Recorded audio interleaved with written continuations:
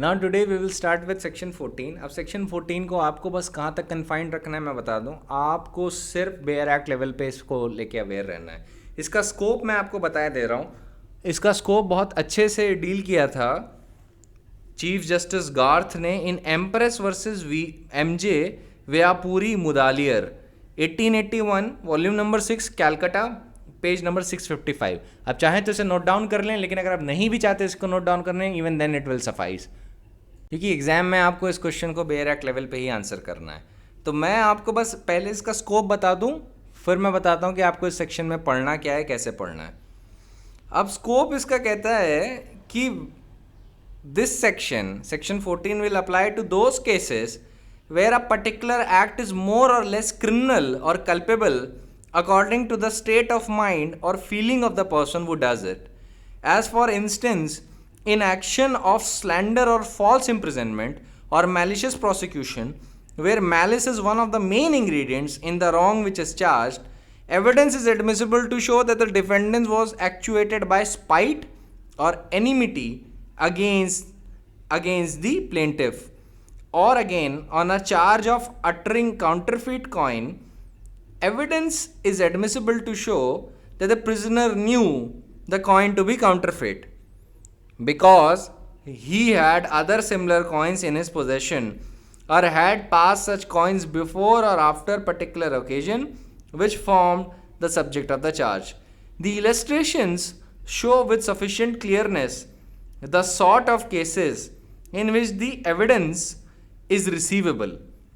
But I think we must be very careful not to extend the operation of the section to other cases where the question of guilt or innocence depend upon actual facts and not upon state of man's mind or feeling, because we have no right to prove that a man committed theft or any other crime on one occasion by showing that he committed similar crimes on another occasion. अब section 14 का मैं आपको main context बता देता हूँ। अब देखिए, illustration ए से डी तक यहाँ पे नॉलेज की बात हो रही है, ठीक है। ये नॉलेज को लेके इलस्ट्रेशन होंगे। First let me read the main section.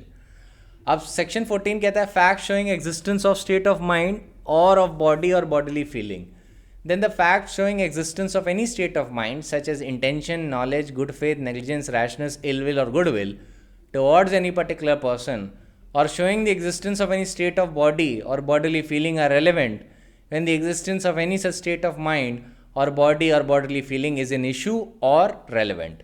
अब explanation 1 कहती है a fact as showing existence of a relevant state of mind must show that the state of mind exists not generally but in reference to particular matter in question. ये general principle है इसका।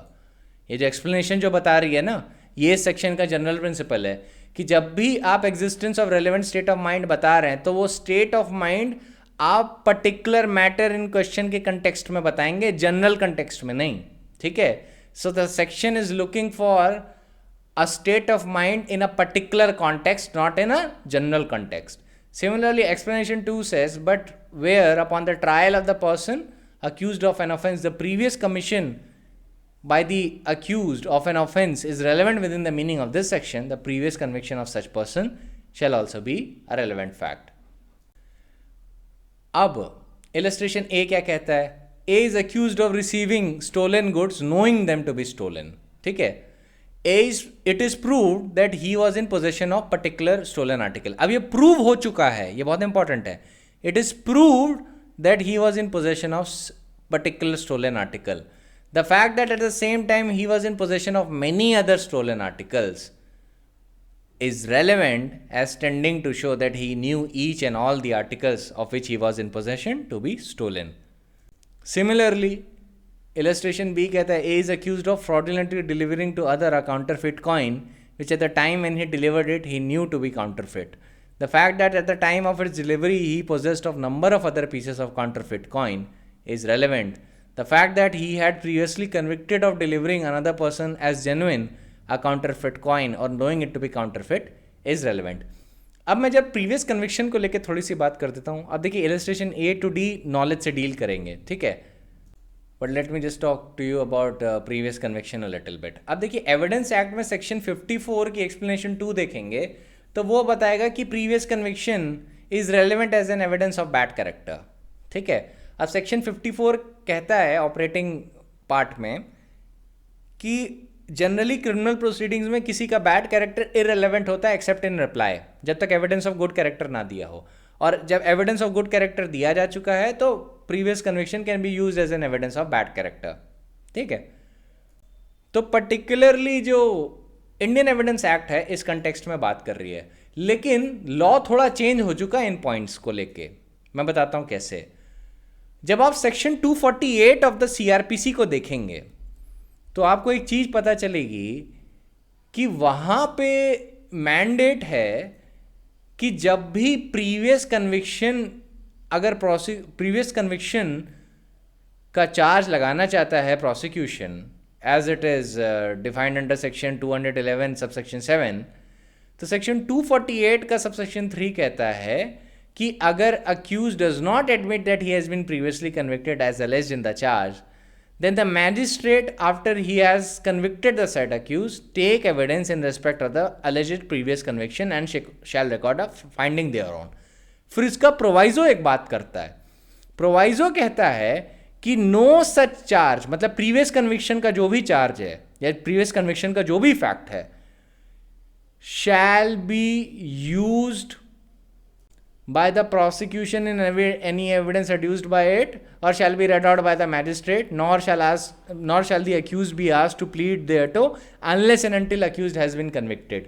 तो मतलब जब तक कि accused convict नहीं हो जाएगा तब तक previous conviction का evidence prosecution adduce ही नहीं कर सकता। primarily मैं latter part of section 248 के subsection 3 के प्रोवाइजो पे आपका फोकस लाना चाहता हूं, जहां पे कहा जा रहा है कि प्रोसिक्यूशन जो है वो तब तक एविडेंस अड्यूस नहीं कर सकता with regard to previous conviction unless and until the accused person has been convicted. तो मतलब मेन ऑफेंस में जब कन्विक्ट हो जाए तब फिर प्रीवियस कन्विक्शन का एविडेंस लाइए, जब आप उसको एक इनहैंस पनिशमेंट दिलवाना चाह रहे हैं due to the fact of previous conviction. तो अब मैं आपको एक बात बता दूं, ये अब हम बात जो कर रहे हैं ये ग्रे एरिया ऑफ लॉ है। ठीक है। So take it with a grain of salt, ये एकेडमिक डिस्कशन है। अब देखिए सीआरपीसी 1973 में इनैक्ट हुई, ठीक है, नई वाली, और एविडेंस एक्ट 1872 में इनैक्ट हुई। तो आपको एक प्रिंसिपल समझ लेना चाहिए कि लेजिस्लेचर अब प्रीवियस कन्विक्शन को यूज नहीं करना चाहता in a criminal trial unless and until the accused person has been convicted. उसका रीजन क्या है? उसका रीजन ये है कि लेजिस्लेचर को ये एप्रीहेंशन है कि मैजिस्ट्रेट बायस्ड हो सकता है ट्रायल में। अगर लेटर सपोज आप ही मैजिस्ट्रेट हैं और पर्टिकुलर ऑफेंस में मैंने एज अ प्रोसिक्यूटर ये एविडेंस दे दिया कि he has been convicted of the same offence 2 years back by a court, तो कहीं ना कहीं एक एप्रीहेंशन ऑफ बायस आपके दिमाग में आ जाएगा कि हाँ, इन्होंने इसी तरीके से एक चोरी पहले भी की थी, हो सकता है इस बार भी इन्होंने की है। तो उस सिचुएशन को अवॉइड करने के लिए लेजिस्लेचर ने प्रोवाइजो सेक्शन 248 के सबसेक्शन 3 के नीचे रख दिया कि मैजिस्ट्रेट प्रीवियस कन्विक्शन का चार्ज पड़ेगा भी नहीं, ना अक्यूज से पूछेगा, ही प्लीड गिल्टी देयरटो, और ना ही previous conviction be referred by the prosecution in any evidence adduced by it unless and until the accused has been convicted. ठीक है। तो मेरे हिसाब से ये स्पेशल लॉ है जो सीआरपीसी में ले डाउन किया गया है, and the position of explanation 2 does not apply any more in the present day scenario. अब देखिए, अगर मान लीजिए प्रोसिक्यूशन ने previous conviction as an evidence for bad character दिखा दिया, तो फिर वो इनहैंस पनिशमेंट के लिए यूज नहीं कर पाएगा। ये मैं आपको बता दे रहा हूँ। ठीक है। अब देखिए, ग्रे एरिया ऑफ लॉ का एकेडमिक डिस्कशन है क्योंकि इस पर अथॉरिटेटिव प्रोनाउंसमेंट नहीं है सुप्रीम कोर्ट का, तो that is why we are discussing it that way. But एक लॉजिक लगाइए, अगर सेक्शन 243 का प्रोवाइजो लेजिस्लेचर ने इनैक्ट किया है तो उसने क्या सोच के इनैक्ट किया है कि अक्यूज्ड का केस प्रेजुडिस ना हो जाए, मैजिस्ट्रेट के दिमाग में बायस ना हो। तो अगर मान लीजिए आप कहें कि it is a curable irregularity, और अगर मान लीजिए प्रोसिक्यूशन ने एविडेंस पहले एड्यूस भी कर दिया, तो क्या होगा? कुछ नहीं होगा। लेकिन मेरे हिसाब से अगर आप ऑब्जेक्ट देखें प्रोवाइजो का और जो वर्डिंग्स हैं प्रोवाइजो की कि no such charge shall be read out by the magistrate, nor shall the accused be asked to plead thereto, nor shall the previous conviction be referred by the prosecution or in any evidence adduced by it until and unless he has been accused has been convicted. ये जो shall शब्द है ना, ये दिखा रहा है कि legislature is mandatorily saying कि आप नहीं रिफर करेंगे, तो ये मेरे हिसाब से क्योरेबल इरेगुलरिटी नहीं होगा. मेरे हिसाब से if the prosecution has actually used the evidence of previous conviction, then he cannot use previous conviction for the enhancement of sentence. ठीक है, क्योंकि वरना तो प्रोवाइजो ही डिफीट हो जाएगा, वरना प्रोवाइजो लाने का पूरा पर्पस ही डिफीट हो जाएगा. और रूल्स ऑफ स्टैट्यूटरी इंटरप्रिटेशन हमको बताते हैं कि जब भी लेजिस्लेचर ने कोई चीज मैंडेटरी फॉर्म में बताई है तो आपको उसका स्ट्रिक्ट और लिटरल इंटरप्रिटेशन करना है. ठीक है, यहां पे प्रोवाइजो जो है वो रिस्ट्रिक्टिव इन नेचर है, वो रिस्ट्रिक्ट कर रहा है the prosecution's power to adduce an evidence on a particular point.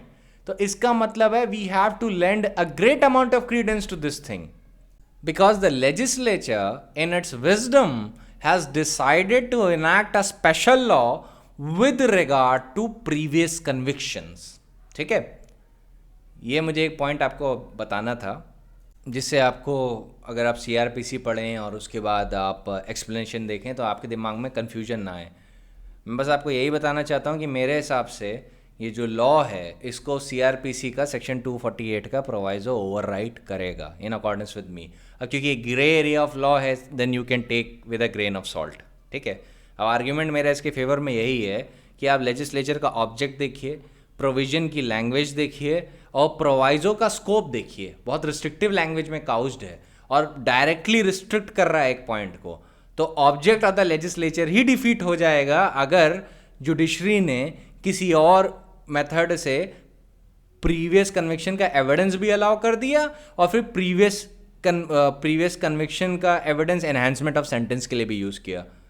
तो मेरे हिसाब say that would not be the correct position of law. Correct position of law यही है कि now you can not refer the evidence of previous conviction until and unless the accused person has been convicted, keeping in mind the object of the introduction of the proviso.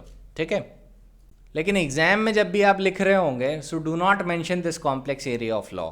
ये इनकॉन्ग्रुइटी आपको तभी पता चलेगी जब आप CRPC और evidence सब एक साथ में पढ़ रहे होंगे.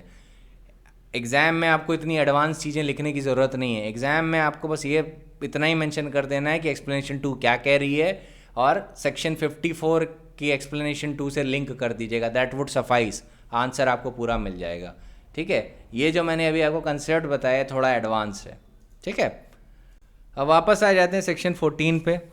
अब सेक्शन 14 में मैंने आपको बताया ABCD इलस्ट्रेशन नॉलेज से डील करते हैं, आपके इलस्ट्रेशन I और J इंटेंशन से डील करते हैं और illustration FGH deal with good faith, N deals with negligence and knowledge and K, L and M deal with bodily feeling, mental and bodily feeling. ये बात का ध्यान रखिएगा. ठीक है, फिर मैं सबसे रेलेवेंट इलस्ट्रेशन जो इसमें हैं, जो एग्जाम के पर्पस से रेलेवेंट हैं, वो है इलस्ट्रेशन K से लेके P तक. अब देखिए थोड़े इंपॉर्टेंट हैं लेकिन आपको सारे इलस्ट्रेशन पढ़ने हैं, याद रखिएगा. You have to read all the illustrations और अगर आपको कोई कन्फ्यूजन हो तो you can directly approach me, but you have to just keep in mind all the illustration, कि आपको बस पता होना चाहिए ये इलस्ट्रेशन किस सेक्शन का है, क्योंकि प्रीलिम्स में आएगा. ठीक है, और कभी कभी इलस्ट्रेशन MNOP मेंस में भी आ जाते हैं, इसीलिए मैं उनको पढ़ रहा हूँ. अब देखिए इलस्ट्रेशन K देखिए पहले. अब इलस्ट्रेशन K कहता है कि the question is whether A has been guilty of cruelty towards B, his wife. Expression of their feelings towards each other shortly before or after the alleged cruelty are relevant facts. तो cruelty कहाँ punishable है, पहले तो ये आपके दिमाग में आ जाना चाहिए. कहाँ पे है? Section 498A of the IPC. Similarly civil law में क्रुएलिटी का क्या स्कोप होता है? सिविल लॉ में जब डिवोर्स प्रोसीडिंग हो रही होती हैं तो cruelty is a ground for divorce. ठीक है, तो आपको क्रुएलिटी दोनों कंटेक्स्ट में ध्यान रखनी है. तो इलस्ट्रेशन के आपसे क्या कह रहा है कि एक्सप्रेशन ऑफ देयर फीलिंग्स, जो हस्बैंड एंड वाइफ की feelings toward each other shortly before and after the alleged cruelty would be relevant facts. Similarly, illustration L कहता है the question is whether A's death was caused by poison. The statement made by A during his illness as to his symptoms are relevant fact. अब poison के जैसे मान लीजिए क्या symptoms होते हैं, nausea, headache, pupil dilation, frothing from the mouth. तो अगर मान लीजिए ए मरने से पहले ये सिम्टम्स डिस्क्राइब कर रहा है तो ये सारे statement would be relevant facts. Then we come to illustration M. The question is whether the state of A's health at the time when an assurance on his life was affected, the statements made by A as to state of his health at or near the time in question are relevant facts. अभी insurance के context में बात की जा रही है, तो ध्यान रखिएगा सेक्शन 14 और इनफैक्ट एविडेंस एक्ट सिविल और क्रिमिनल दोनों पे अप्लाई होता है, सिर्फ क्रिमिनल लॉ पे नहीं अप्लाई होता. ठीक है. Then we come to illustration N. A sues B for negligence in providing him with carriage for hire not reasonably fit for use, whereby A was injured. ठीक है. The fact that B's attention was drawn on other occasions to the defect of that particular carriage is relevant. ये particular carriage शब्द को mark कर लीजिए. And then the fact that B was habitually negligent about the carriages which he lets to hire is irrelevant. अब section N, illustration N आपसे क्या कह रहा है? ये कह रहा है कि जब A ने B को सू किया नेग्लिजेंस को लेके, और नेग्लिजेंस में डैमेजेस ही वो क्लेम करेगा टॉर्ट्स में, तो टॉर्ट्स में जब वो डैमेज क्लेम कर रहा है और उसका ग्राउंड ये है कि the carriage which was let to hire was not fit for use and due to that A has sustained injury, ये उसका केस होगा. तो यहां पे सेक्शन 14 क्या चीज रेलेवेंट बना रहा है? इस बात को रेलेवेंट बना रहा है कि B's attention was drawn on other occasions to the defect of that particular carriage, कि मतलब वो कैरेज जिसकी वजह से A को इंजरी हुई, उस कैरेज को लेके जितना भी पास्ट में उसका अटेंशन ड्रॉ किया गया है इस फैक्ट्स के टुवर्ड्स कि उस कैरेज में डिफेक्ट है, ये तो रेलेवेंट होगा. पर ये फैक्ट इरेलेवेंट होगा कि B was habitually negligent about carriages which he lets to hire. ठीक है, कि मतलब जनरली उसकी जितने भी कैरेजेस होते हैं उसको लेके वो नेग्लिजेंट रहता है, ये फैक्ट इरेलेवेंट होगा. यहाँ पे पर्टिकुलर कैरेज की बात हो रही है तो उसी पर्टिकुलर कैरेज के कंटेक्स्ट में जितनी चीज़ें हैं वो रेलेवेंट होंगी, not in the general context. यही एक्सप्लेनेशन 1 यही कहती है कि a fact as showing existence of a relevant state of mind must show the state of mind exist not generally but in reference to particular matter in question.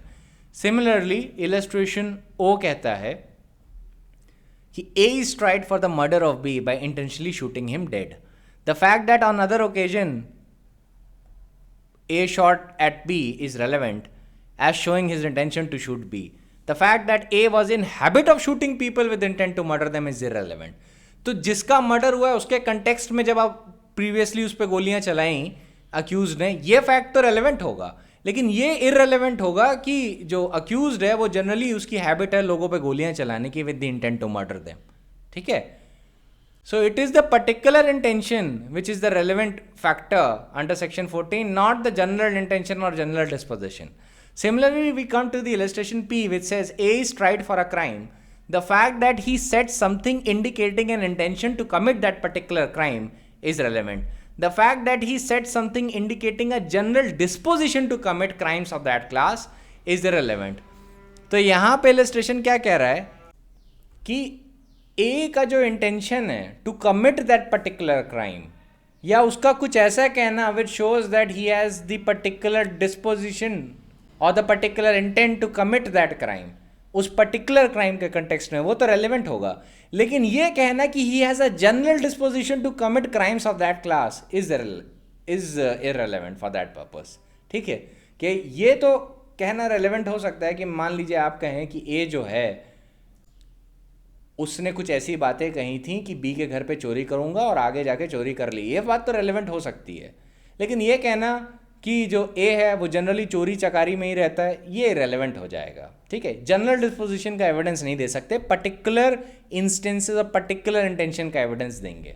ठीक है, ये explanation 1 के ही illustration है. A fact relevant as showing the existence of a relevant state of mind must show that state of mind exists not generally but in reference to particular matter in question. तो ये जो last के illustration है ना, इनको expect करिएगा, ये section 14 से आएंगे, बहुत पॉपुलर क्वेश्चन है. लेकिन बेयर एक्ट लेवल पे आपको इस पर कोई नुआंसेस का ध्यान नहीं रखना. It is not a very difficult area of law. ठीक है, अब हम आ जाते हैं सेक्शन 15 पे. सेक्शन 15 कहता है facts bearing on a question whether the act was accidental और intentional. Now here when there is a question that whether the act was accidental और intentional or done with a particular knowledge or intention, तो पहला सवाल court क्या पूछेगा कि पहला सवाल तो ये पूछेगा कि कोर्ट के सामने ऐसे फैक्ट होना चाहिए कि court raises an issue that whether the act was accidental और इंटेंशनल. अब कोर्ट के दिमाग में डाउट है, फिर आप एविडेंस देंगे कि क्या वो पर्टिकुलर नॉलेज या इंटेंशन के साथ किया गया था या नहीं. Then you can also give the instances that the fact that such act formed a series of similar occurrences in each of which the person doing the act concern would be then relevant.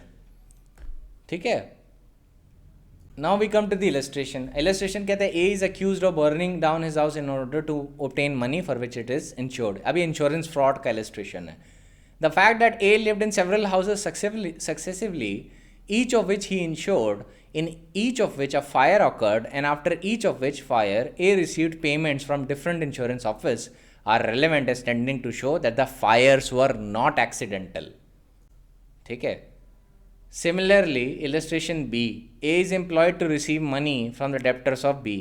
It is A's duty to make entries in a book showing the amounts received by him. He makes an entry showing that on a particular occasion he received less than he really did receive. The question is whether this false entry was accidental or intentional. Then the facts that other entries made by A in the same book are false and that the false entry is in each case in favor of A are relevant. क्योंकि यहाँ पे series of similar occurrences दिख गई ना, इन each of which the person doing the act was concern, और सारी entries उसी के फेवर में, तो ये फैक्ट रेलेवेंट हो जाएगा. Then we come to illustration C. A is accused of fraudulently delivering to be a counterfeit rupee.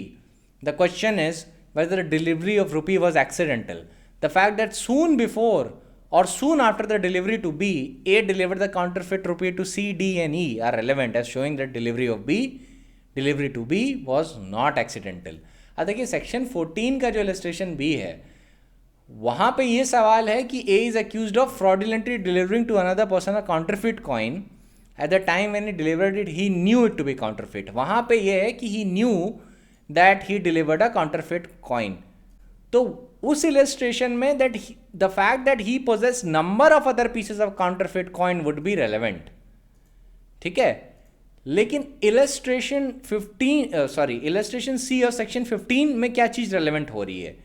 The fact that he delivered that coin to C, D and E shows that the delivery of that particular coin was not accidental. क्योंकि generally क्या defence लेगा, अरे वो गलती से counterfeit coin दे दिया, मेरा ऐसा इंटेंशन था नहीं और मुझे तो पता भी नहीं था मेरे पास काउंटरफिट कॉइन है. तो ऐसी सिचुएशन में जो वो है प्रोसिक्यूशन ये दिखा सकता है कि ये जो डिलीवरी ऑफ कॉइन जो बी को दी गई है वो एक्सीडेंटल नहीं है. ए ने, अक्यूज्ड ने यही कॉइन सी को भी दिया, डी को भी दिया और ई को भी दिया. It proves that the delivery of coin was not accidental but rather intentional. अब इस पे मुझे एक केस याद आ रहा है, बहुत पुराना है, हाउस ऑफ लॉर्ड्स का है. अब केस का नाम नहीं याद आ रहा, मुझे साइटेशन मिलना भी बड़ा मुश्किल हो गया. स्टार्कीज लॉ ऑफ एविडेंस में मैंने पढ़ा था. It is a very good book. वो इंग्लैंड का लॉ बताती है. फिफ्सन ऑन लॉ ऑफ एविडेंस में भी ये केस मेंशन था. ये आपके एग्जाम के पॉइंट से बिल्कुल भी रेलेवेंट नहीं है, लेकिन उस पॉइंट से ज़रूर रेलेवेंट है कि आपको सेक्शन समझना है, तो ये इलस्ट्रेशन सुनिए. उसमें क्या केस हुआ था कि there was this person accused, he was a very handsome and a charming man. अब इनकी एक हैबिट थी कि ये अमीर घर की वुमेन से, लेडीज से शादी किया करते थे. और होता क्या था कि शादी के बाद, आई थिंक शादी के 2 से 3 महीने के बाद, it was found that the women died by drowning in a bathroom accident. वहाँ पे बाथटब होते हैं, तो वहाँ पे अक्सर पाया जाता था कि जिन जिन वुमेन की इनसे शादी हुई वो सारी बाथटब में ड्राउन होके मिली। तो 2-3 इंस्टेंसेस ऐसे हुए तो अक्यूज जो थे ना वो हमेशा इस बात से बच जाते थे कि ये कभी स्पॉट पे नहीं होते थे, इनकी प्ली ऑफ एलाबाई तैयार रहती थी क्योंकि ये हर बार ब्रेड लेने निकले होते थे। अब जब ये प्रोसिक्यूट हो रहे थे तो कोर्ट के सामने एक बड़ा पेचीदा सवाल था कि ये जो डेथ्स ऑकर हुई हैं ये एक्सीडेंटल हैं, इंटेंशनल हैं। अब 3-4 फैक्ट्स पे गौर करिएगा जो उस केस में निकले थे। वो ये था, पहला कि जितनी भी वुमेन मरी हैं उन सब ने विल में अपनी सारी प्रॉपर्टी अक्यूज्ड के नाम की थी, उसके बाद ही उनकी डेथ ऑकर हुई, फर्स्ट। सेकेंडली, बॉडी पे कोई इंजरी के मार्क नहीं हैं, पर they have, all of them have suffered death by drowning. हर बार जब भी डेथ बाय ड्राउनिंग हुई तब अक्यूज्ड हमेशा ब्रेड लेने निकले होते थे।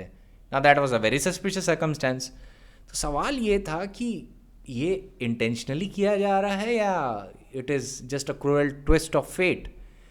तो जो कांस्टेबल थी, लेडी कांस्टेबल, इस केस में उसने एक लाइव डेमो करके दिखाया कि अक्यूज्ड मार कैसे रहा था वुमेन को।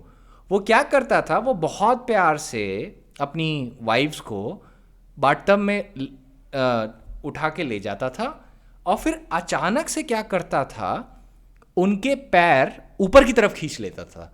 उसकी वजह से क्या होता था कि अचानक से वाइफ जो थी पानी के नीचे डूब जाती थी और बॉडी में एक रिफ्लेक्स ऑकर होता था जिसकी वजह से बहुत तेज़ी से पानी लंग्स में भर जाता था, and due to that the wives died, all of them. अभी आई हैड एन एपिफनी, अभी एकदम से याद आ गया मुझे केस का नाम है George Joseph Smith versus king emperor. तो इस केस को brides in the bath case भी कहा जाता है, ठीक है। इस केस को bride in the bath case भी कहा जाता है। तो वो लेडी कांस्टेबल ने लाइव डेमो करके दिखाया ये कैसे होता है, and trust me that constable almost died giving that demo before the court. तो कोर्ट को ये पता चल गया, ओके, तो ये डेथ ऐसे, ये मर्डर ऐसे क्रिएट कर रहे थे। और फिर कोर्ट ने पूरा चेन ऑफ सर्कमस्टेंस देखा और ये लिंक पाया कि no, in all of these cases this has occurred by the same means, and it means कि यहाँ पे जो एक्ट्स हैं एक्सीडेंटल नहीं है, इंटेंशनल है, एंड ही वॉज कन्विक्टेड। अब ये एक एग्जाम्पल है सेक्शन 15 का। अब directly Indian evidence act England में तो अप्लाई नहीं करती, लेकिन ये illustration is a perfect one two understand that George Joseph Smith का केस। इसको दूसरे नाम से भी जानते हैं brides in the bath case. However Indian context में केस बताता हूँ जो है emperor versus Panchu Das. That was 1920, citation is 1920, volume number 47, Calcutta, page number 671, Federal Bench. So in this case there was this accused named P. His मान के चलिए, there was this person named P. He introduced himself as a Raja's son to a prostitute who passed into his keeping. He then introduced one person named G as his doorkeeper, and both visited the house of the prostitute till the night of December 9, 1914. And the next morning, the prostitute was found to have been murdered and robbed. P and G were tried on the charges of murder, conspiracy to rob, theft, and abetment of each other in commission of theft and murder. Now, in this case, it was held that the evidence that P had similarly introduced himself as a wealthy man in 1915 and 1918 to 3 other prostitutes who each became his mistress, then he then introduced G as his doorkeeper, that both visited the woman and suddenly disappeared, and that their disappearance was followed by discovery by women in each cases of loss of their money and ornament, was not held to be admissible under section 9, 14 and 15. अभी India के context में तो section 9 क्यों नहीं apply किया? Section 9 इसलिए नहीं apply किया because because the purpose of proving identity as the murder and theft that took place in December 1940 and subsequent incidences took place in 1915 and 1918. Section 14 was not applicable as the evidence of the subsequent occurrences did not show the state of mind of the accused towards the murdered woman. And the judges referred for that purpose illustration I, J and O of section 14 on that section and excluded such evidence. कह रहे कि हम ये वाला evidence नहीं section 14 में ले सकते कि क्योंकि उन्होंने वो क्राइम किया है तो उन्होंने ये भी क्राइम किया है. So that is why they excluded that evidence. फिर उन्होंने कहा कि section 15 was also not applicable as there was no question of the acts of murder and theft being accidental और intentional or done with a particular knowledge or intent, but that they were plainly intentional. Evidence of subsequent incidences were also not admissible under section 11. अब इसमें chief justice Sanderson ने बोला, in this case there was no question of the act being accidental or intentional. The woman was undoubtedly possessed both in her room or on her person has been stolen. There was no room for any doubt that the acts with which the accused were charged was intentional. तो court ने बोला इस case में कि 15 क्यों apply करेगा. 15 तो तब अप्लाई करेगा ना जब हमारे सामने ये क्वेश्चन है कि whether an act was accidental or intentional. हम तो ये कह ही नहीं रहे हैं कि ये क्वेश्चन अराइज हो रहा है कि ये एक्सीडेंटल था इंटेंशनल था. Of course it was intentional. The next point that was argued that evidence was relevant under section 14 as showing the intention towards the deceased woman. But the learned Chief Justice also rejected that argument and said that there was nothing in evidence of the three women to show that the state of mind of the accused towards the deceased or those evidence were in reference to a particular matter in question. तो ये जो fact थे ना, court ने कहा कि ये इनमें से किसी भी सेक्शन में रेलेवेंट नहीं है. अब आप सोच रहे होंगे कि यार ब्राइड जिंदाबाद केस में तो वो चीज़ें रेलेवेंट करा दी गई थी, इसमें क्यों नहीं. अब इसमें आपको एक चीज़ गौर करनी है जो हो सकता है आपने स्किप कर दी हो, कि यहाँ पे जिस इंसिडेंस को लेके बात हो रही है वो इंसिडेंस ऑकर हुआ एम्परर वर्सेस पंचोदास में, वो 9 दिसंबर 1914 का है और यहाँ पे सब्सिक्वेंट इंसिडेंसेस की बात की जा रही है. दूसरी बात जो कोर्ट ने ये बोला कि देखिए सेक्शन 15 तभी अप्लाई करेगा जब हमारे सामने कोई ऐसी सिचुएशन हो जहाँ पे हमको ही डाउट हो कि एक्ट एक्सीडेंटल है या इंटेंशनल है. यहाँ पे तो कोई ऐसा सवाल ही नहीं उठ रहा. तो उस कॉन्टेक्स्ट में जजेस ने बोला कि यहाँ पे इट इज़ नॉट अबाउट कि whether the act was accidental और इंटेंशनल. यहाँ पे acts of which the accuse person has been charged are purely intentional. इसीलिए सेक्शन 15 का पॉइंट उन्होंने नहीं अराइज किया. For greater clarity let me just quote you the para 61 of the judgment where the honourable जजेस referred section 15 of the Indian Evidence Act. They said, in this connection, it is important to refer section 15 of the Evidence Act as it lays down that there is a question whether the act was accidental or intentional or done with a particular knowledge or intention, etc., etc. They just quoted the entire section. And then said that the case of the prosecution is that the two accused used to introduce themselves to the rich prostitutes as a wealthy master and servant. One of them used to remain in the room of the prostitute and the other as the Dorwan, it means gate guard. They lived in their houses for some time to gain their confidence, and when they found a favorable opportunity, committed theft and disappeared. That is the system they pursued, and it is urged that it is competent for the prosecution to prove it in order to show when they name to Dakho was the deceased woman in this case. When they name the deceased, they intend to rob her, and the section 15 allows such evidence to be given, namely that in other instances they played a similar part in the houses of the rich prostitute whose valuables disappeared simultaneously with the disappearance in order to show their intent, guilty knowledge, design and system, and that it is open to the prosecution to rebut the defense that they had met accidentally in Dakho, that was the deceased woman, in deceased woman's house. After narrating all that, in para 62, the Honorable Judge says, No doubt the evidence tending to show that the accused has been guilty of criminal acts other than those covered by indictment is not admissible unless upon the issue whether the acts charged against them were designed or accidental or unless to rebut a defense otherwise open to them. तो court ने वही बात बोली, जब तक वो सवाल हमारे सामने आ नहीं रहा है कि एक्ट वॉज एक्सीडेंटल और intentional, there is no need to have recourse to section 15. फिर कोर्ट ने कहा, in this case no doubt the severed head proved that it was murder and the loss of valuables and theft, and there was something more to be proved, that the motive was murder, was theft, and the two persons who were in the house has combined to commit such theft. The murder and robbery were parts of one transaction and it is a general rule of law to admit evidence of motive. और फिर इस case में पंचुदास को conviction ही मिला था और यहाँ पे बोला था कि both accused are guilty of the offence of murder, robbery and conspiracy to rob as charged. लेकिन जो मेन पॉइंट जो आपको ध्यान रखना है वो यही है कि जजेस ने जो एविडेंस था ना, कि जो बाकी के प्रोस्टिट्यूट्स ने दिया था, 3 अदर प्रोस्टिट्यूट्स ने, कि he similarly appeared to them as a son of a raja and a wealthy man, and then after a while he robbed all 3 of them.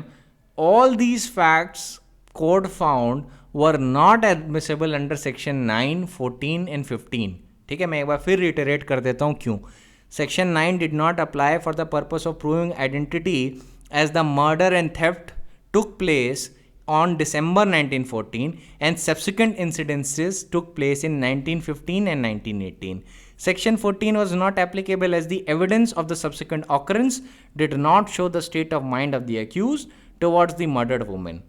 The first explanation and illustrations I, J and O of section 14 exclude such evidence. यहाँ पे general disposition से काम नहीं चलता. You have to prove a particular intent in the context of the particular matter in question.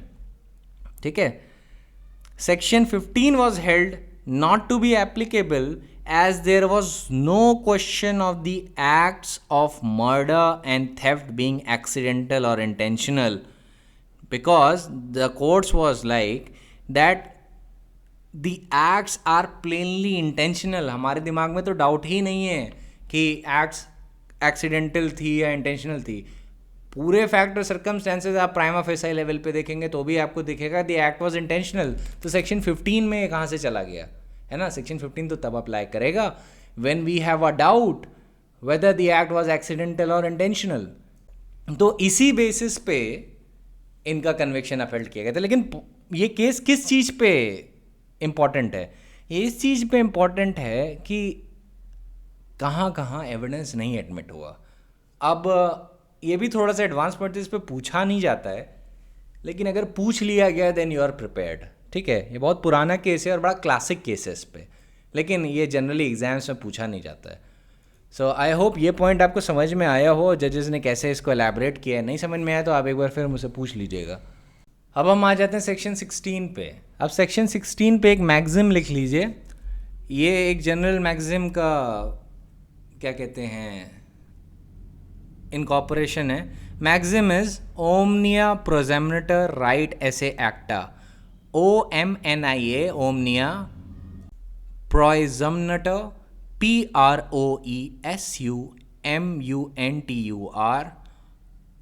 Right RITE SAESSE एक्टा ACTA. इसका मतलब होता है all acts are presumed to be rightly done.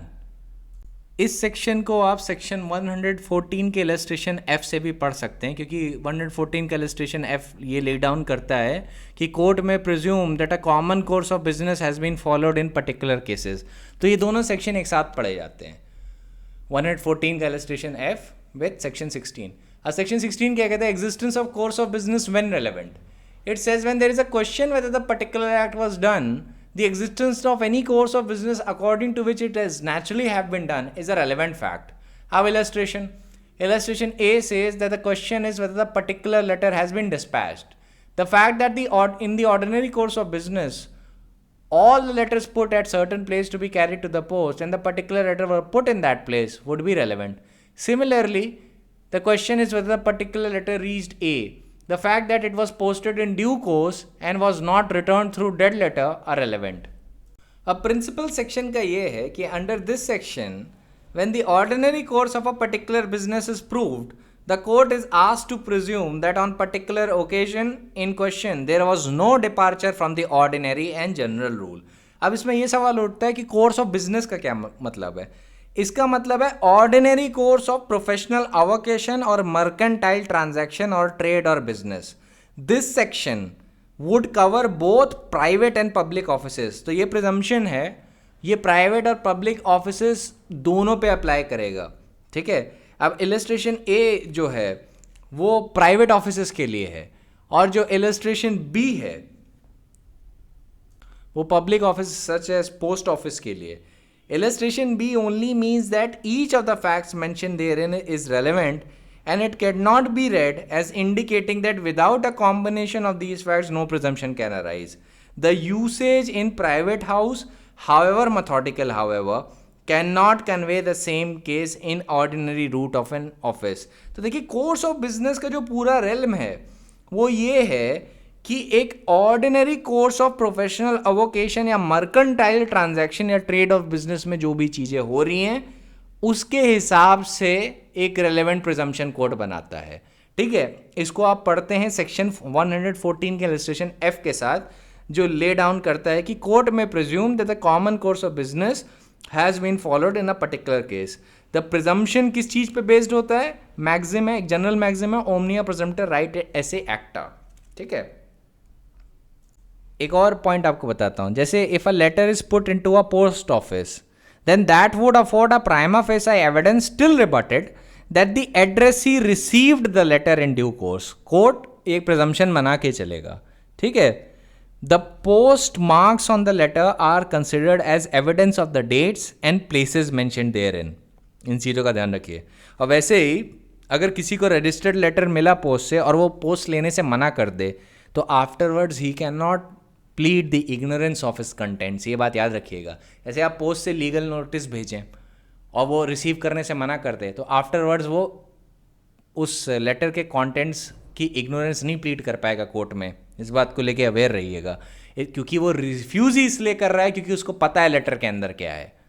अब हम आ जाते हैं मेन टॉपिक पे. वो है section 17 admissions.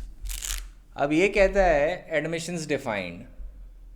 N admission is a statement oral or documentary or contained in an electronic form which suggests as to any inference as to fact and issue or relevant fact and which is made by any of the persons under the circumstances hereinafter mentioned. अब उसके लिए 18, 19, 20, 21 refer करना होगा है, लेकिन अभी यहीं पे कन्फाइंड रही सेक्शन 17 पे. इससे आपको एक चीज़ मिलती है कि statement is the genus, admission is the species and confession is it's सब स्पीशी. ये लिख लीजिए अपनी बेयर एक्ट में. क्योंकि देखिए सेक्शन 17 कैसे डिफाइन कर रहा है. Admission is a statement. Admission क्या है? एक स्टेटमेंट है which suggest an inference as to any fact and ensure relevant fact which is made by any of the person under the circumstances hereinafter mentioned. तो इसका मतलब ये है कि जो जीनस है वो स्टेटमेंट है, स्पीशी है वो एडमिशन है. क्योंकि जब statement will suggest an inference as to fact and ensure relevant fact तो एडमिशन बन जाएगा. So that belongs to the realm of species. और एडमिशन की सब स्पीशी क्या है? Confession. Statement genus, admission species, confession sub species. ये question Delhi judicial service में आया था एज इट इज़. ठीक है. So you need to be very aware regarding this. अब आपको मैं जनरली थोड़ी बात करता हूँ. देखिए एडमिशन्स कई तरीके से हो सकते हैं. जुडिशियल एडमिशन्स हो सकते हैं, प्लेंट और प्लीडिंग में भी आप एडमिशन दे सकते हैं. आप ट्रायल के दौरान एविडेंशियली एडमिशन्स भी दे सकते हैं. आप एम्प्लाइड एडमिशन्स भी दे सकते हैं. क्योंकि अगर आपने CPC पढ़ी हो तो आपको पता होगा कि ऑर्डर 8 में इवेसिव डिनायल करने पे फैक्ट्स एडमिटेड मान लिए जाएंगे. ठीक है. अगर आप ऑर्डर 12 देखें और उसका रूल 6 देखें CPC में तो वहाँ पे लिखा है where the admissions of fact has been made in pleading और otherwise whether orally or in writing, the court may any stage of the suit, either on the application of the party or on its own motion, without waiting for any determination of the other question between the parties, make such an order or judgment as it thinks fit. तो admissions बड़े powerful tool होते हैं. एक चीज़ का ध्यान रखिएगा, admissions दो तरीके से हो सकते हैं, admissions of fact, admissions of law, and mix question of fact and law से भी एडमिशन हो सकते हैं. ध्यान रखिएगा, एडमिशन ऑफ फैक्ट पार्टीज को बाइंड करते हैं, एडमिशंस ऑफ लॉ पार्टीज को बाइंड नहीं करते. एक जनरल ओवरव्यू अभी दे रहा हूं. और section 58 of the Indian evidence act कहता है कि facts admitted need not be proved. वो कहता है कि no fact need to be proved in any proceeding which the parties there or their agent agree to admit at the hearing, or which before the hearing they agree to admit by writing under their hands, or which by any rule of pleading in force at the time they are deemed to have been admitted by their pleadings, provided that the court may in its discretion require facts admitted to be proved otherwise than by such admissions. तो generally जो admissions हैं they need not be proved अगर वो उसकी जो quality of evidence है वो बहुत high है. देखिए generally तो आपको एक चीज़ बता दूँ, evidence are not considered a very strong type of evidence. They are in fact considered a weak type of evidence. लेकिन अगर जो पार्टी एडमिशन मेक कर रही है वो अपने इंटरेस्ट के खिलाफ एडमिशन मेक कर रही है, then that would have a higher evidentiary value. तो जनरली एडमिशंस जो है ना, they are considered as a very weak type of evidence, not a very strong type of evidence, क्योंकि सेल्फ सर्विंग एडमिशंस भी होते हैं, है ना. एक और चीज़ का ध्यान रखिएगा, एडमिशंस सिविल भी केसेस में होते हैं, क्रिमिनल भी केसेस में होते हैं. ना एडमिशंस में भी सेल्फ सर्विंग और सेल्फ हार्मिंग, इन पॉइंट्स को लेके अवेयर रहिएगा. खुद को सर्व करने के लिए भी एडमिशंस भी हो सकते हैं, खुद को हार्म करने के लिए भी एडमिशंस भी हो सकते हैं. अब सेल्फ सर्विंग एडमिशंस प्रूव कैसे करेंगे वो सेक्शन 21 के पॉइंट में है, क्योंकि जनरली वो प्रूव नहीं किए जाते. Generally you can not prove a self serving admission, you have to resort to the provision of section 21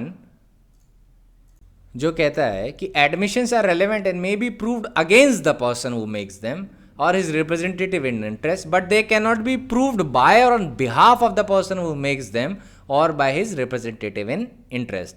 अब उसमें 3 एक्सेप्शन दिए गए हैं जिसमें वो कर सकता है. ठीक है, 21 पे हम बाद में आएंगे. अभी एक जनरल ओवरव्यू ले लें कि एडमिशंस क्या होते हैं, और थोड़ा सा मैं आपको जनरल प्रिंसिपल्स बता दूँ. पहली चीज़ ध्यान रखिए, admissions afford as a waiver of proof, because if a party has admitted a fact then it would dispense with the necessity of proving that fact against him. It would operate a waiver of proof. However, admissions constitute a very weak kind of evidence and the court may reject the admission wholly or in part and may require further proof of it. Waiver of proof thus cannot be an exclusive reason for the relevancy of an admission. Secondly, admissions as statement against interest. ये कुछ principles हैं. An admission being a statement against the interest of the maker should be supposed to be true, for it is highly improbable that a person will voluntarily make a false statement against his own interest. तो यहाँ पे ये self harming interest की बात हो रही है, जहाँ पे कोई भी पार्टी ऐसे एडमिशन करती है जो उसके इंटरेस्ट के खिलाफ जाता है, तो वो सेल्फ हार्मिंग एडमिशंस कहलाते हैं और उनकी एविडेंशियरी वैल्यू थोड़ी हायर होती है, क्योंकि कोई भी आदमी कोर्ट में अपने खिलाफ एडमिशंस नहीं करेगा unless and until it is true. तो कोर्ट ऐसे स्टेटमेंट्स पर रिलाई कर सकता है. लेकिन ध्यान रखिएगा, admissions can both be self serving and self harming. Third is admissions are an exception to the hearsay principle. ठीक है, मैं ओवरव्यू एक बता रहा हूँ. Admissions constitute an exception to an hearsay rule because an admission, though a hearsay, would be considered to be a best evidence in certain circumstances. So, a party to a suit is not open to objection that a party is going to offer worse evidence than the nature of his case admits. अब evidence मान लीजिए एक third person ने सुन लिया, admission मान लीजिए आपका एक थर्ड पर्सन ने सुन लिया. आप इमेजिन करिए मैं और आप एक लोन ट्रांजैक्शन में एंटर कर रहे हैं, ठीक है. और उस लोन ट्रांजैक्शन में आप डिनाई करते हैं कि आपने कोई भी लोन लिया कोर्ट के अंदर, लेकिन जब आप लोन ट्रांजैक्शन मेरे साथ कर रहे थे तो आपने एक थर्ड पर्सन को बताया था कि आपने मुझसे लोन लिया है। अब अगर मैं उसको प्रेजेंट करूंगा, then C may give, then this third person may give this third person may give evidence of such admission, although this third person was not present at the time when the loan transaction was being entered into. अभी इस पे मैं और भी elaborate करूँगा, इस पे union of India versus मोक्ष बिल्डर्स और विगमोर ऑन एविडेंस का बहुत अच्छा सा इलस्ट्रेशन है, वो सारी चीज़ें हम लोग डील करेंगे। फिर एक और चीज़ याद रखिए, admissions as evidence of contradictory statement, इसका क्या रेलेवेंसी होती है। अब आपको एक चीज़ को ध्यान रखना चाहिए कि अगर पार्टी जो केस प्रेजेंट कर रही है और उसके स्टेटमेंट्स के बीच में कॉन्ट्राडिक्शन है, तो ये कॉन्ट्राडिक्शन उसके केस को डिस्क्रेडिट करेगा, ठीक है। लेकिन आपको फिर सेक्शन 21 का प्रिंसिपल भी ध्यान में रखना चाहिए कि a party can prove all of his opponent statement about the facts of the case, and for that purpose it is not necessary that they should be inconsistent with his case, but generally a party cannot prove the admissions in his own favor। ये बातों का ध्यान रखना चाहिए। Now admissions एक evidence of truth भी होते हैं। अब ये भी माना जाता है कि whatever a party says in evidence against himself would be presume to be true, एक जनरली एक से प्रिंसिपल माना जाता है। तो ये सारे पॉइंट्स जो थे ये आपको कई केस लॉ से गैदर करके मिलते हैं। और जैसे एक केस है नागिन दास रामदास वर्सेस दलपत राम इच्छा Ram, that was decided on 30 नवंबर 1973। अब यहाँ पे सुप्रीम कोर्ट ने जो पोजीशन है एडमिशंस की वो बड़े अच्छे से बताई है। उन्होंने बताया है कि if at the time of passing the decree, if there was some material before the court on the basis of which the court could be prima facie satisfied about the existence of the statutory ground of eviction, it would be presumed that the court was so satisfied and the decree for eviction, though passed on the basis of compromise, would be valid. Such a material may take shape either the evidence of recorded or produced in the case, or it may be partly or wholly be in the shape of an express or implied admission made in the compromise agreement itself। तो आप compromise agreement में भी admissions कर सकते हैं। अब उस point को लेके सुप्रीम कोर्ट ने और इलेबोरेट किया और बोला कि admissions अगर सच हैं and clear हैं, then they are by far the best proof of the fact admitted। Admissions in pleadings or judicial admissions admissible under section 58 of the Evidence Act made by the parties or their agent at or before hearing of the case stand on the higher footing than the evidentiary admissions। ये point आपको लिखना होगा exam में। Admissions if true and clear are by far the best proof of the facts admitted। Admissions in pleadings or judicial admissions admissible under section 58 of the Evidence Act made by the parties or their agents at or before the hearing of the case stand on a higher footing than evidentiary admissions। Judicial admissions are the class of admissions which are fully binding on the parties that make them constitute a waiver of proof। They by themselves can be made the foundation of the rights of the parties। On the other hand, evidentiary admissions which are receivable at the trial as evidence are by themselves not conclusive and they can be shown to be wrong। तो अभी से इस point को लेके आप clear हो जाइएगा कि जो जुडिशियल एडमिशंस होते हैं और एविडेंशियरी एडमिशंस होते हैं उसमें डिफरेंस होता है। जुडिशियल एडमिशंस जो होते हैं, जो आपने प्लीडिंग्स में लिखे हुए हैं या आप ट्रायल से पहले या ट्रायल के स्टार्ट पे ही अग्री कर लेते हैं इन राइटिंग, वो फुली कंस्टिट्यूट करेंगे waiver of proof in accordance with section 58। पर एविडेंशियरी एडमिशंस जो होते हैं, जो आप इंटेरोगेटरीज में देते हैं या ट्रायल के दौरान देते हैं etcetera etcetera, that would be a very weak type of evidence. ठीक है, तो देखिए जनरल प्रिंसिपल तो ये है कि admissions are generally are a weak type of evidence, but in certain circumstances they afford a waiver of proof. तो ये जो लाइन मैंने अभी आपको बताई कि जुडिशियल एडमिशंस जो हैं which are admissible under section 58 of the act which are made by the parties or their agents at the hearing of the case would stand on a higher footing than evidentiary admissions. इस fact को लेके आप इस fact को लेके आप aware रहिएगा. It is very important because judicial admissions will constitute a waiver of proof and by themselves can form the foundation of the right of the parties.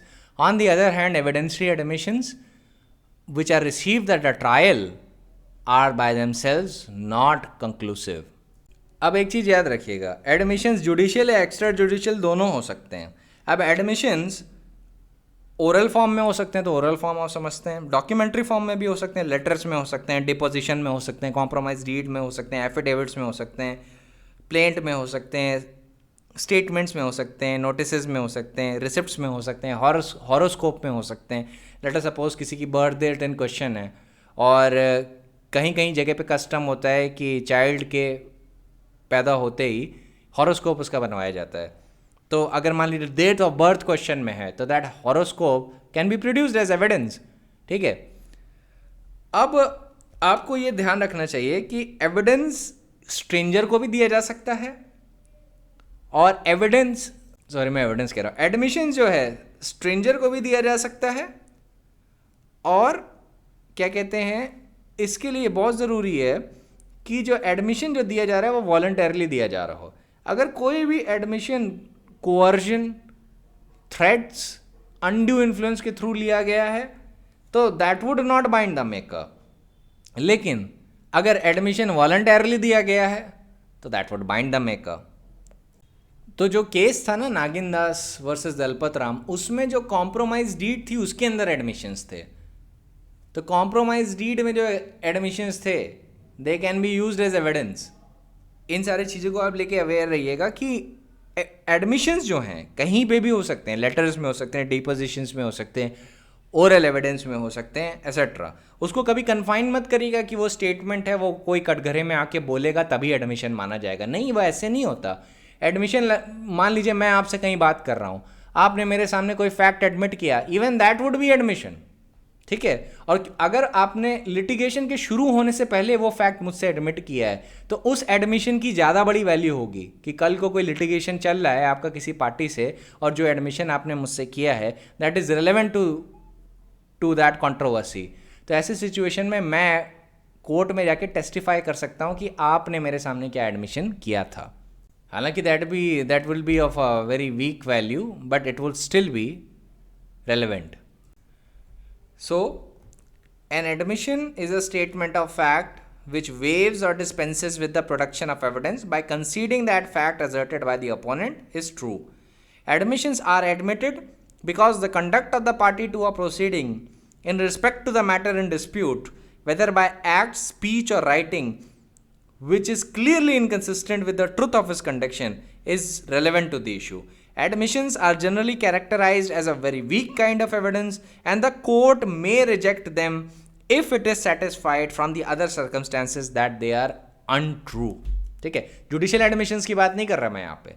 Judicial admissions of course are of a very higher quality और उसमें तो waiver of proof को भी accord कर सकते हैं. Evidentiary admissions में अगर झूठ बोला गया है या कोर्ट को लगता है कि गलत हैं ये स्टेटमेंट्स तो उस केस में कोर्ट उन पे कभी भी रिलाई नहीं करता.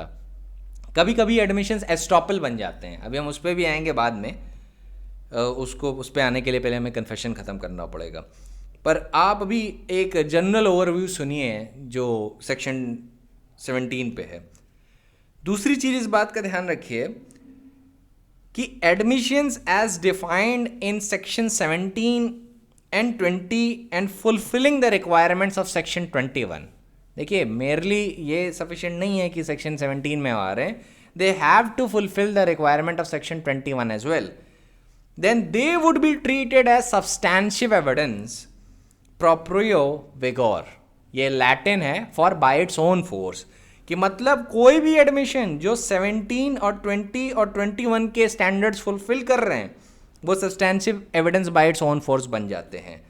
N admission is considered as the best evidence against the party making it, though not conclusive. Conclusive नहीं होता, but it is considered as the best evidence by the party making it, and it shifts the onus to the maker on the principle that what a party himself admits to be true may be reasonably be presumed to be true until the presumption is rebutted by the fact admitted and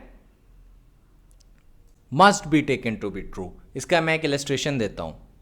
अब ये case है Delhi transport corporation versus Shyamlal, decided on 12th of August 2004. यहाँ पे जो workman था वो बस में एक कंडक्टर था. अब इसने डिपार्टमेंटल प्रोसीडिंग के दौरान लेटर लिखा और उसमें उसने बताया कि उसने बिना टिकट लिए कुछ पैसेंजर्स को बस में बैठाया था, and he admitted his guilt and he pleaded for leniency.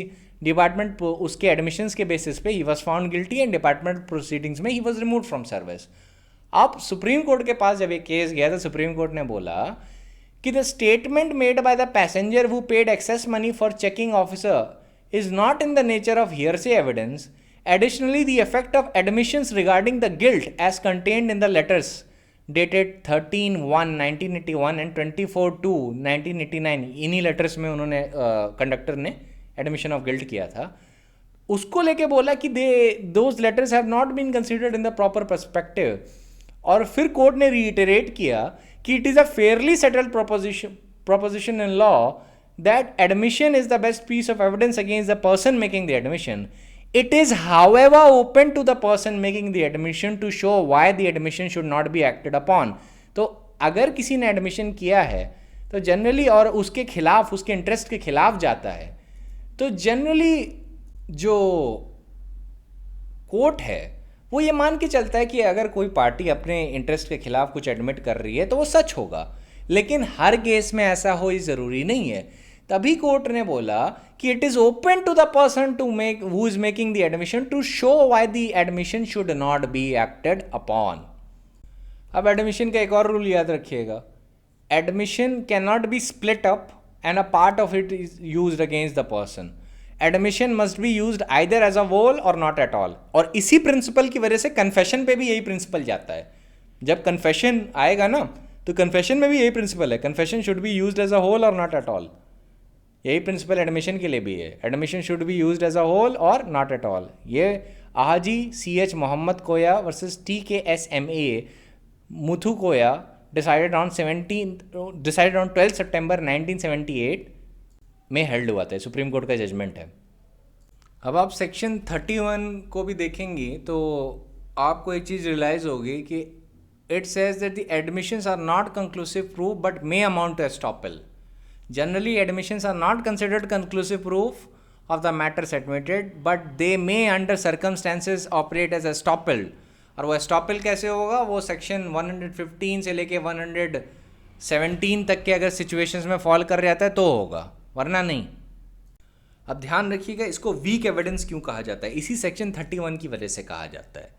वो इसलिए क्योंकि आप अगर एडमिशंस को गलत दिखा सकते हैं तो इसका मतलब उन पर बहुत ज़्यादा रिलाई नहीं किया जा सकता, unless and until it has become an estoppel, or unless and until the court has decided that it amounts to waiver of proof. अब उसके सर्कमस्टेंसेस अलग होते हैं, अभी हम सिर्फ एक ओवरव्यू कर रहे हैं. सिमिलरली एडमिशंस जो हैं वो जनरली एक प्राइमा फेसाई प्रूफ प्रोवाइड करते हैं. That is why they constitute a weak kind of evidence, and the party against whom the admission is proved is at the liberty to show that he was either mistaken or the statement that he made was untrue or false. ठीक है, but until the evidence to the contrary is given, admissions can be safely presumed to be true. जब तक admissions to the contrary has been given, तब तक court ये मान सकता है कि हाँ, अगर एडमिशन दिया है which satisfies the requirement of section 21, वो सच ही होगा. और क्या वेट अटैच होगा एडमिशंस को, that would depend upon the fact and circumstances of each case. अब इसका कोई कट एंड ड्राइड आंसर नहीं है. ठीक है, जैसे कि अगर मान लीजिए म्यूनिसिपल रिकॉर्ड में किसी की बर्थ डेट कुछ एंटर्ड है और फिर वो आगे चल के कहे कि नहीं मेरी बर्थ डेट ये नहीं है, तो ध्यान रखिएगा जो म्यूनिसिपल रिकॉर्ड की बर्थ डेट है ना, that would be an admission against him. ये सारी चीज़ें याद रखिएगा, that would be evidence against him. वैसे ही मान लीजिए सर्विस मैटर्स की प्रोसीडिंग चल रही है जहाँ पे रिटायरमेंट एज को लेके कॉन्टेस्ट चल रहा है. अब सर्विस मैटर्स में कई बार क्या होता है, जो पार्टीज़ होती हैं वो अक्सर कहती हैं कि नहीं मेरी एज ये नहीं है जो सर्विस रिकॉर्ड में है या बर्थ रिकॉर्ड में है, मेरी एज डिफरेंट है। तो भाई जब सर्विस रिकॉर्ड में जब आप इंटर करते हैं, चीज़ें करते हैं, तो आप ही जो होते हैं वो एडमिशन्स देते हैं। कैसे देते हैं? सर्विस रिकॉर्ड में जाने के लिए आप ही फॉर्म फिलअप करते हैं, उसी में बर्थ डेट एंटर करते हैं, फिर अपने म्यूनिसिपल रिकॉर्ड या बर्थ सर्टिफिकेट की कॉपी लगाते हैं, और जब ये सारी चीज़ें कंप्लीट हो जाती हैं, या 10th की मार्कशीट लगाते हैं डिपेंडिंग ऑन द सर्कमस्टेंसेस, तो ये सारी चीज़ें आप ही ने तो दी हैं। और जब आपने दी हैं और आगे चल के आप उन्हीं चीज़ों को डिनाई करना चाहते हो, तो बर्डन ऑफ प्रूफ आप पे है कि आप प्रूफ लाओ कि आप इसको डिसप्रूव करोगे। ठीक है, इस चीज़ को भी लेके ध्यान रखिएगा। इसको ऐसे समझिए कि जब आप कोई भी जुडिशियल एग्जामिनेशन का फॉर्म भरते हैं तो आप ही तो अपनी बर्थ डेट बता रहे हैं, है ना। आप इसमें अपनी बर्थ डेट एंटर करते हैं, फिर अपनी 10th की मार्कशीट लगाते हैं, उसमें भी आपको बर्थ डेट का एविडेंस होता है। फिर मान लीजिए आप आगे चल के सर्विस में बोलें कि नहीं मेरी बर्थ डेट ये नहीं है जो मैंने फॉर्म में ओरिजिनली फिल की थी, मेरी बर्थ डेट कुछ और है, तो बर्डन ऑफ प्रूफ किस पे होगा? आपके ऊपर होगा। कोर्ट जनरली आपके एडमिशंस को सच मानेगा unless and until you disprove it.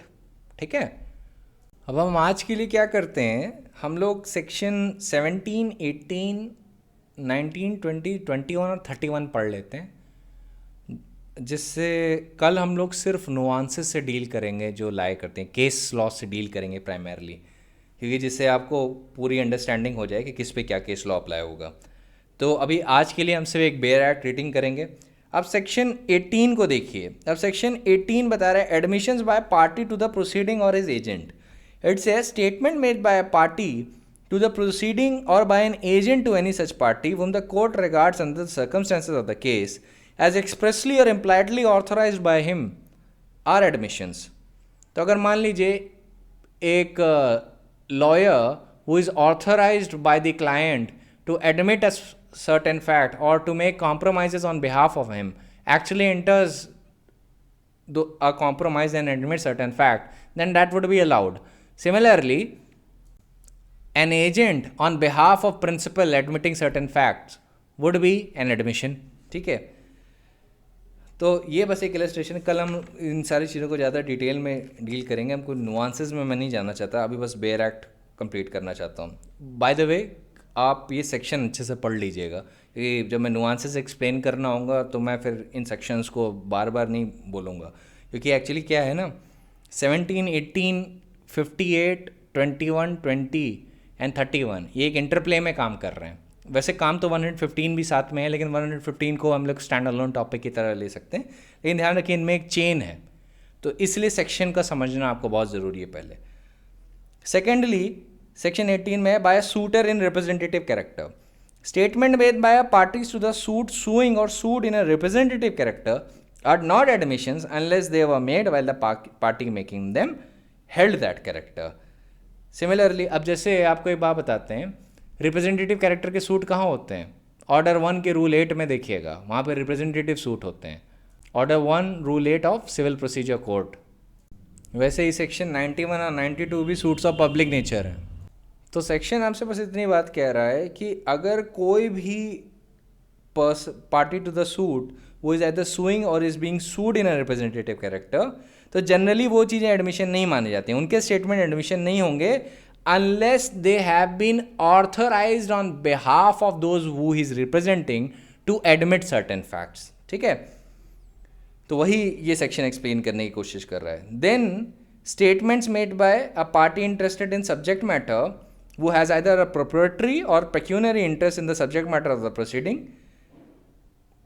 has the authority to make the admissions. Similarly, by persons from whom interest derived, persons from whom the parties to the suit have derived their interest in the subject matter of the suit are generally admissions if they are made during continuance of the interest of the person making that statement. तो जो भी party who is interested in the subject matter या जिसने interest derive किया है, while those interests exist and subsist, then the person who is making those statement वो admission कर सकते हैं।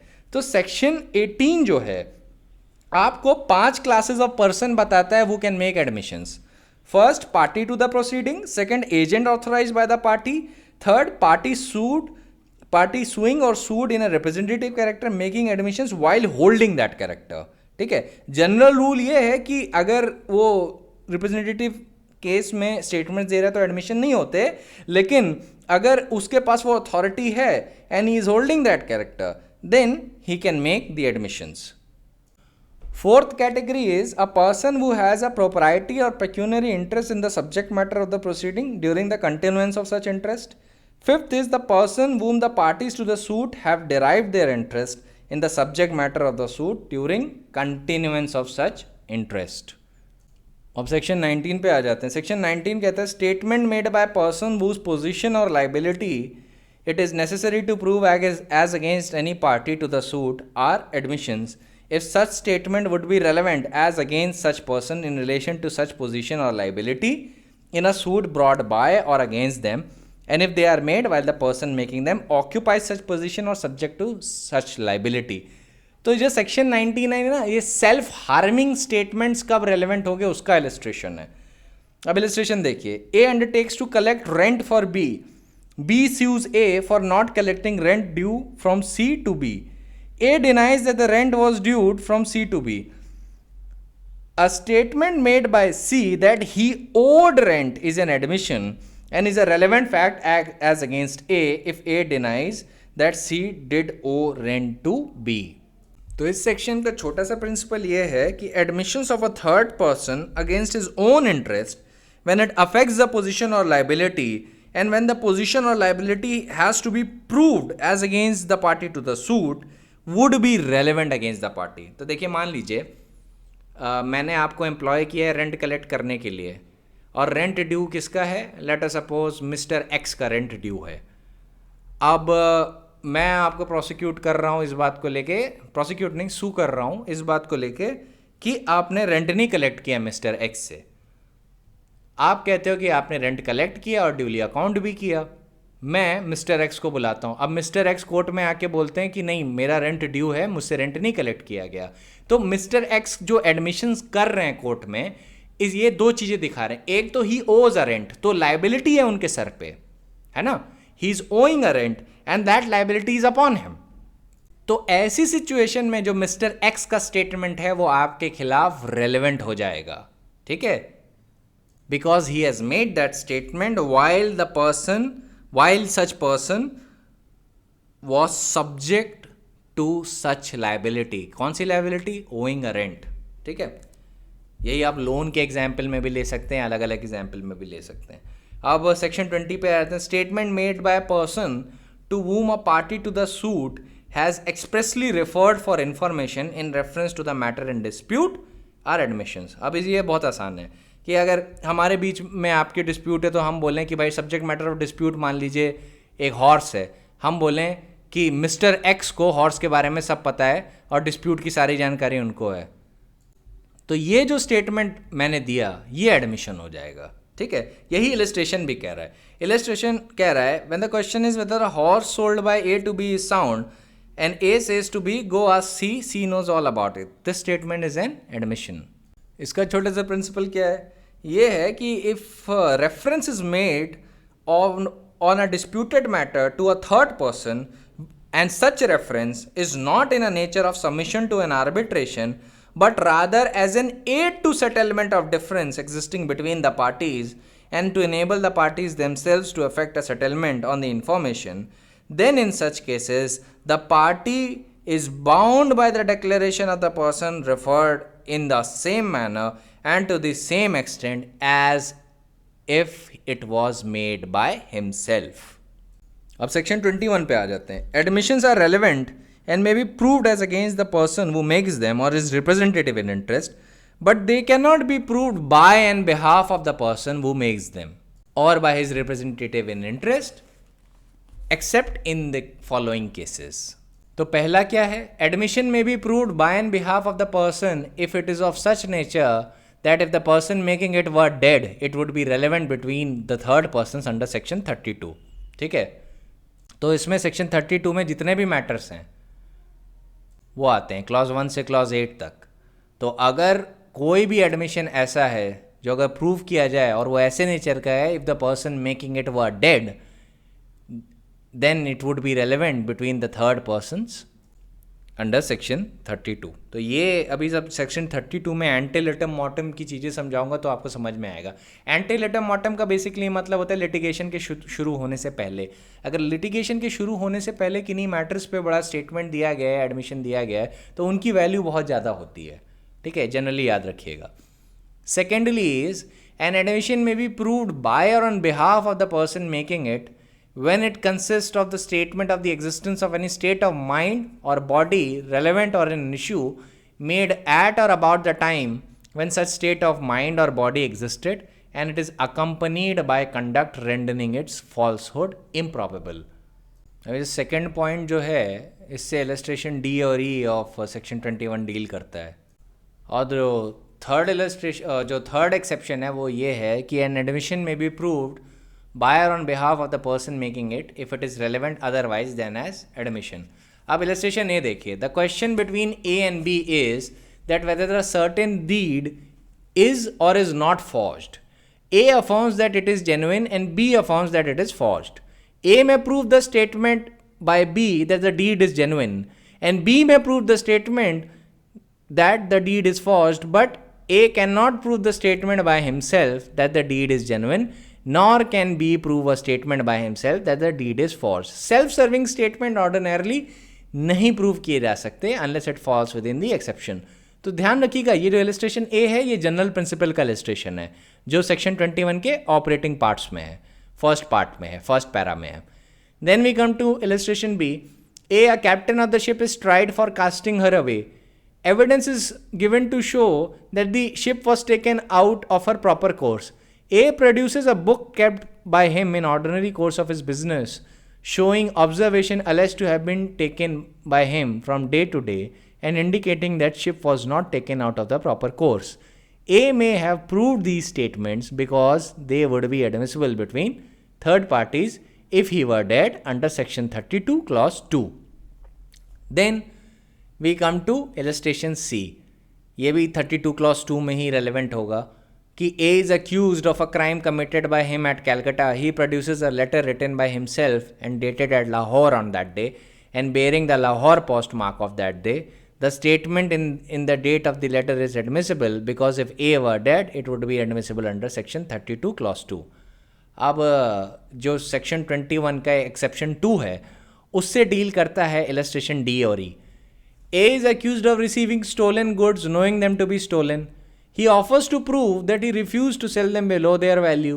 He may prove these statements though they are admissions because they are explanatory of the conduct influenced by fact and issue।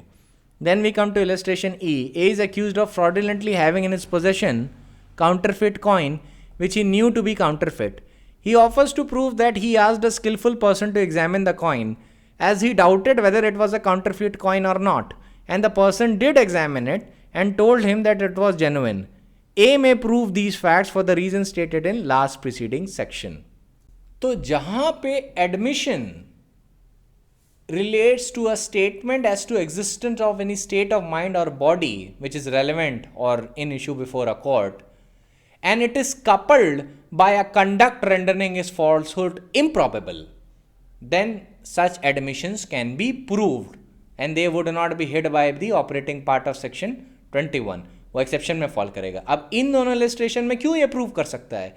क्योंकि illustration D में stolen goods को उसने उनकी value पे ही बेचा, तो ये दिखाता है कि उसको ये नहीं पता था ये गुड्स स्टोलन है। क्योंकि जब भी आप चोर बाजारी में जाते हैं तो हमेशा स्टोलन गुड्स कम दाम में बेचे जाते हैं, हमेशा ओरिजिनल प्राइस पे नहीं बेचे जाते। तो अगर कोई पर्सन ओरिजिनल क्या कहते हैं कॉस्ट पे गुड्स बेच रहा है तो it means he is not aware that it is stolen. ये एक एविडेंस है, it is not the sole criteria to determine it, but it is relevant. Similarly illustration E में क्या है कि उसमें एक्यूजेशन है उसके ऊपर of having in possession counterfeit coin which he knew to be counterfeit, और उसके बाद वो अपना कंडक्ट दिखाता है, अक्यूज्ड अपना कंडक्ट दिखाता है कि उसने उस काउंटरफिट कॉइन को एक स्किलफुल पर्सन को दिया था एग्जामिनेशन के लिए। तो वो ये चीज़ें प्रूव कर सकता है। क्यों? क्योंकि यहाँ पे possession of counterfeit coin which he knew to be counterfeit, यहाँ पे नॉलेज उसकी relates to his state of mind. और फिर वो एडमिशन किस बात पे कर रहा है, अपनी स्टेट ऑफ माइंड को लेके, और उस स्टेट ऑफ माइंड के साथ उसने ये भी दिखाया कि it was coupled with the conduct which renders it's falsehood improbable. तो तभी काउंटरफिट कॉइन को जब उसने एक स्किलफुल पर्सन को दिखाया तो twin criterias of section 21 exception 2 satisfy हो गया। So that is why A is being allowed to prove such admission. तो ये चीज़ें भी आपको ध्यान रखना है। अब जो थर्ड चीज़ है, इसका इलस्ट्रेशन नहीं दिया गया है, मैं बताता हूँ। अब ऐसे मान लीजिए कि अगर कोई भी एडमिशन ऐसा दिया जा रहा है जो मान लीजिए सेक्शन 6, सेक्शन 7, 8 या 9, सेक्शन 11 या किसी भी और एविडेंस एक्ट के सेक्शन में रेलेवेंट है, तो वो प्रूव किया जा सकता है। फॉर एग्जाम्पल, रोड एक्सीडेंट के बाद a person pulls up the injured person, जो बताता है कि उसको इंजरी कैसे हुई या किस कार से हुई। अब ये जो स्टेटमेंट है ये प्रूव किया जा सकता है। क्यों? क्योंकि ये रेस जेस्टे का पार्ट बन रहा है सेक्शन 6 में। सिमिलरली, अगर एक आदमी दूसरे से कहे, क्रेडिटर डेप्टर से कहे कि you have not paid back my loan, when will you pay it back, and the debtor walks away in silence, तो क्या हो जाएगा? ये कंडक्ट में रेलेवेंट हो जाएगा। It would be relevant in conduct. Similarly, अगर एक पर्सन को स्टैब वुंड्स लगे हैं और उसी ट्रांजैक्शन के दौरान आप उसके पास पहुंचो और आप उससे पूछो कि क्या हुआ, और फिर वो आपको कुछ बातें बोलता है, लेट अस सपोज आगे चल के वो हील कर जाता है। Now that person can also prove this fact because that is relevant under section 6, section 7 and section 9 as well, and section 8 also as his subsequent conduct. तो जो इलस्ट्रेशन 3 है, जो एक्सेप्शन 3 है सेक्शन 21 का, वो आपसे एक जनरल सी बात करता है कि कोई भी एडमिशन वो प्रूव किया जा सकता है on the behalf of that person making it, अगर वो एडमिशन के अलावा भी एविडेंस एक्ट की किसी और सेक्शन में रेलेवेंट है, so that can be proved. ठीक है, ये इन एक्सेप्शंस का ध्यान रखिएगा। और लास्ट जो सेक्शन हमें पढ़ना है वो है admissions are not conclusive proof, section 31, but they may operate as estoppels. अब कल हम लोग क्या करेंगे, जितने भी नुआंसेस हैं सेक्शन 17, 18, 19, 20, 21, 22, 23 सबको लाइन से डील करेंगे। 22 और 23 अभी नहीं किया है क्योंकि वो थोड़ा विदाउट प्रेजुडिस स्टेटमेंट्स हैं, वो एकदम अलग चीज़ होती है। उसके लिए आपको इंग्लिश लॉ में ले जाना पड़ेगा और वो ले जाऊंगा कल। अभी आपको ध्यान रखना है कि आपका होमवर्क क्या है कि आपको ये सेक्शन अच्छे से पढ़ना है, क्योंकि कल जब मैं नुआंसेस डील कर रहा हूँगा तो इन सेक्शंस के बीच में बहुत भारी इंटरप्ले है। ठीक है, तो मैं बार बार बोल नहीं पाऊंगा कि इस केस में ये इंटरप्ले है, इस केस में ये इंटरप्ले है। You have to figure it out. ठीक है, that is why I made a reading of section 17, 18, 19, 20 and 21 and 31। It is very essential. तो आप इन सेक्शन को रिवाइज करिएगा, पढ़ लीजिएगा and just memorise it. Memorise it not in the sense कि आपको एक एक लाइन याद करनी है, बस इसका जनरल सब्सटेंस समझ लीजिएगा। ठीक है, and tomorrow I will deal with the nuances of the admissions in detail. All right, so that is it for today. I'll see you tomorrow.